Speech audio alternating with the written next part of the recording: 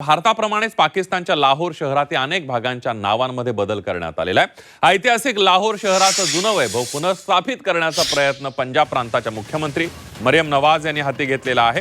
त्यामध्ये 2 महिन्यांमध्ये 9 ठिकाणांची जुनी नावं पुन्हा ठेवण्यात आली असून फाळणीपूर्वीच्या काळातील अनेक इमारतींचं संवर्धन करण्याचं काम हाती घेण्यात आलंय। त्या अंतर्गत शहरातील अनेक भागांना हिंदू, शीख आणि ब्रिटिश कालीन नावं देण्यात आलेली आहेत।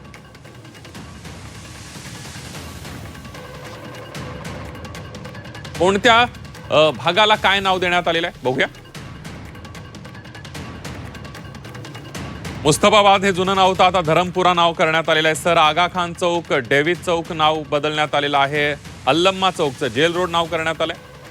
फातिमा जिना चौक, क्वीन्स रोड, बाग ए जिना, लॉरेन्स गार्डन। लाहोर मधल्या अनेक ठिकाणांची नावं बदलण्यात आलेली आहे। इस्लामपुराचं नाव कृष्णनगर ठेवण्यात आलेलं आहे। बाबरी मस्जिद चौक, जैन मंदिर चौक नाव ठेवण्यात आलेलं आहे। सुन्नत नगर, संत नगर, मौलाना जफर अली खान चौक, लक्ष्मी चौक असं नाव ठेवण्यात आलेले आहे।